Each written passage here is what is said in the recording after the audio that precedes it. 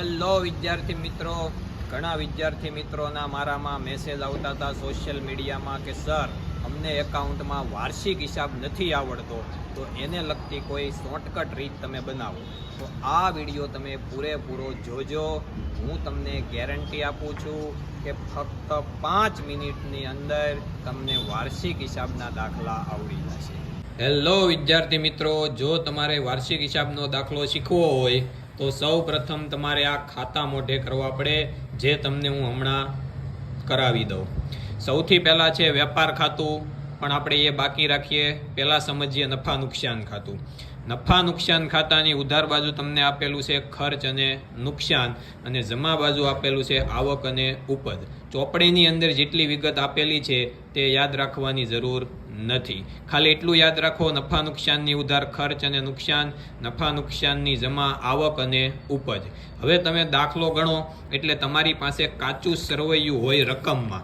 કાચું સરવૈયું જે રકમમાં હોય એની ઉધાર બાજુ પણ શું આપેલું હોય? ખર્ચ અને નુકસાન. જમા બાજુ શું આપેલું હોય? આવક અને ઉપજ. એટલે આનો ચોખ્ખો મતલબ એવો થાય કે જે વસ્તુ કાચા સરવૈયાની ઉધાર આપેલી છે એ તમારે નફા નુકસાનમાં ક્યાં લખવાની છે? ઉધાર લખવાની છે.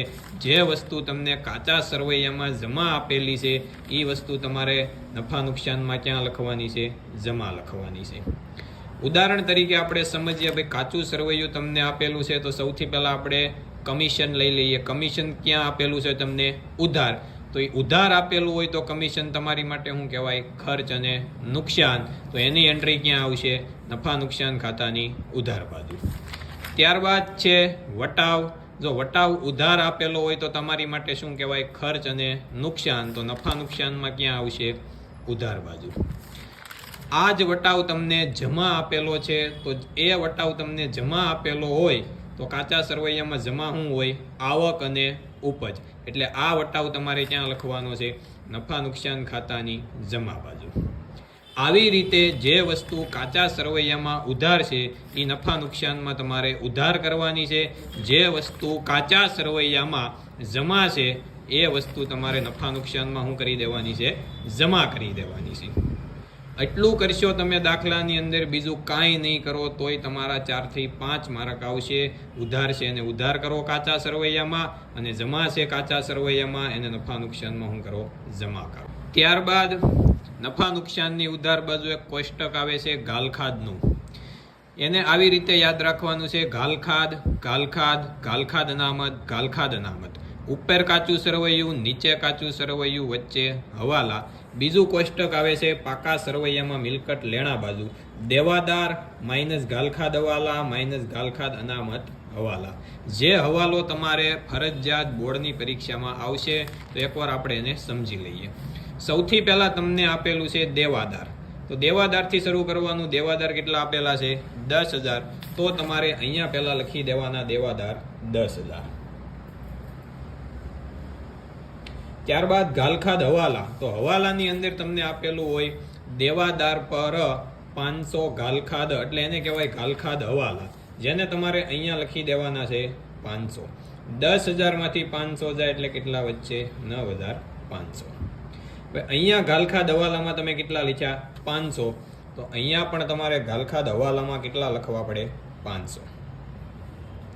ત્યારબાદ 9500 જે આવે એના ઉપર તમને એવું કીધું છે કે 5% ગાલખાદ અનામત રાખવાની છે. તો 9500ના તમારે કરવાના છે 5%. એટલે ગાલખાદ અનામત તમને મળશે 475. એટલે 9500 માંથી 475 જાય એટલે કેટલા વચ્ચે? 9,025. અહીંયા ગાલખાદ અનામત હવાલા કેટલી લખી? 475. તો અહીંયા પણ ગાલખાદ અનામત હવાલા કેટલી લખવાની? 475. ગાલખાદ કાચું સરવૈયું. તો ગાલખાદ કાચા સરવૈયાની અંદર આપેલી છે. આપેલી હોય તો લખવાની, નકર ડેશ કરી દેવાનું. કેટલું આપ્યું છે? 300. તો અહીંયા તમારે કેટલા લખી દેવાના? 300. ગાલખાદ અનામત કાચું સરવૈયું નથી આપ્યું તો ત્યાં ડેશ કરી દેવાનો. આપ્યું હોય તો લખવાનો. આ ત્રણેયનો સરવાળો તમારે 12 લખવાનો. 1,275. જે હવાલો ફરજિયાત તમારે માર્ચ 2023ની એક્ઝામમાં છે, એટલે આને એકવાર રિપીટ કરી હજી એકવાર તમે જોઈ લેજો. ત્યારબાદ એક મોસ્ટ આઈએમપી શબ્દ છે જાવક માલ ગાળા ભાડું, જે નફા નુકસાન ખાતાની ઉધાર આવશે. તમારે આમાં એટલું જ યાદ રાખવાનું છે, ચોપડીની અંદર જે મોટું આપેલું છે એ મોઢે કરવાની જરૂર નથી. નફા નુકસાન ખાતામાં જે વસ્તુ ઉધાર હોય એ શું હોય? ખર્ચ અને નુકસાન, અને જમા હોય એ શું હોય? આવક અને ઉપજ. એટલે તમારે કાચા સરવૈયામાં જે ઉધાર આપ્યું છે એ નફા નુકસાનમાં ઉધાર લખવાનું છે. કાચા સરવૈયામાં જે જમા આપ્યું છે એ તમારે નફા નુકસાનમાં જમા લખવાનું છે. આ રીતે તમે યાદ રાખશો તો તરત જ તમને નફા નુકસાન ખાતું યાદ રહી જશે. અને થોડોક પણ તમને વાર્ષિક હિસાબ નહીં આવડતો હોય, જો તમે એટલી જ એન્ટ્રી મારશો, કાચા સરવૈયાનો ઉધાર નફા નુકસાનમાં લખશો અને કાચા સરવૈયાનું જમા નફા નુકસાનની જમા લખશો, તો તમને 3 થી 4 માર્ક અથવા તો 5 માર્ક મળવાને પાત્ર છે.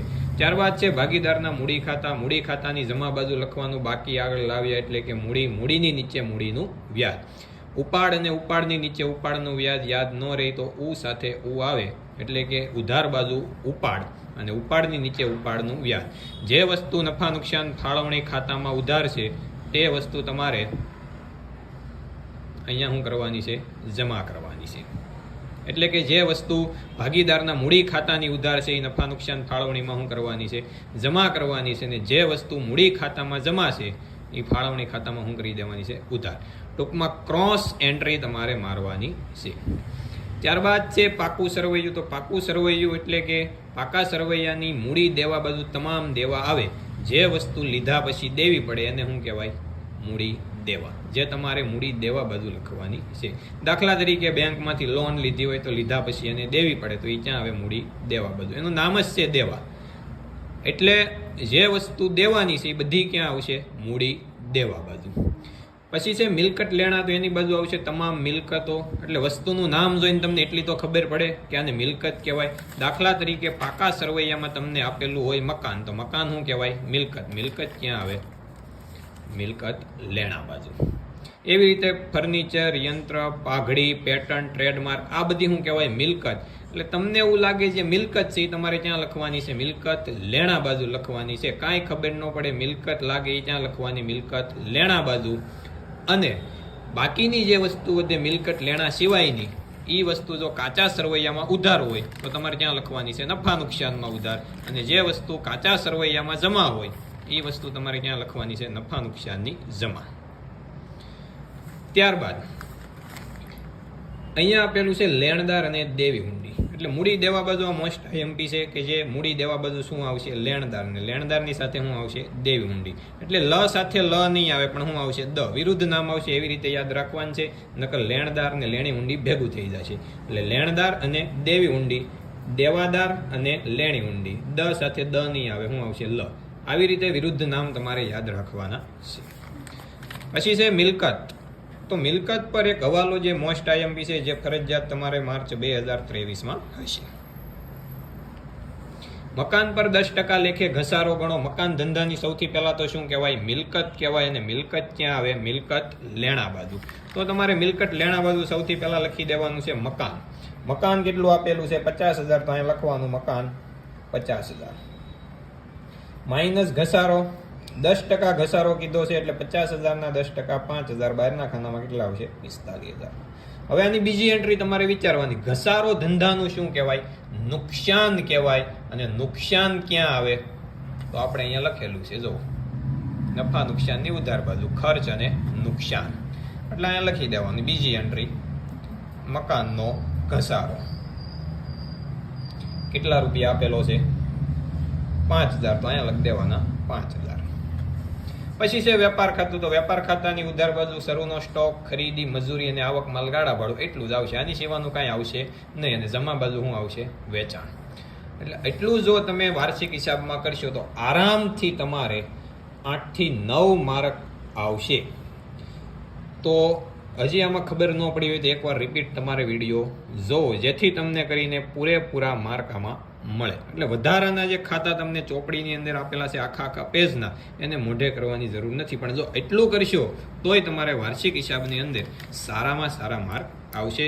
ફરી એકવાર નવા વિડીયો સાથે આવી જ શોર્ટકટ રીત સાથે મળશું. જય હિન્દ, જય ભારત, અસ્તુ.